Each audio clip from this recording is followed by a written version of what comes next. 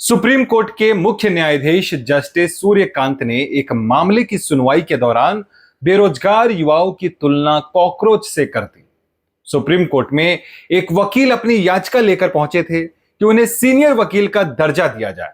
इसी पर सुनवाई करते हुए जस्टिस सूर्यकांत और जस्टिस जॉय माल्या बागची की बेंच ने नाराजगी जाहिर की, लेकिन नाराजगी जताते जताते माननीय जज साहब मर्यादा की सीमा लांघ गए। उन्होंने कहा कि कुछ बेरोजगार युवा कॉकरोच की तरह होते हैं।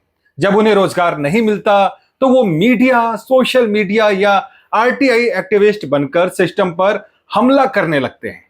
कोर्ट ने तो यहां तक कह दिया कि समाज में पहले से ही बहुत सारे परजीवी हैं जो सिस्टम को नुकसान पहुंचा रहे हैं। यानी जो सवाल पूछ रहा है, क्या वो सिस्टम को नुकसान पहुंचा रहा है? जस्टिस सूर्यकांत उस पद पर है जहां से पूरे देश को न्याय की उम्मीद होती है। इतने बड़े पद पर बैठकर देश के युवाओं के लिए कॉकरोच जैसे शब्दों का इस्तेमाल करना कतई उचित नहीं है। क्या न्याय की भाषा अब इतनी कड़वी और अपमानजनक हो जाएगी? देश का युवा आज नौकरी के लिए दर दर भटक रहा है। रोजगार ना मिल पाना उसकी विफलता नहीं बल्कि सिस्टम की कमी है। ऐसे में उसकी तुलना कीड़े मकोड़ों से करना उसके जख्मों पर नमक छिड़कने जैसा है।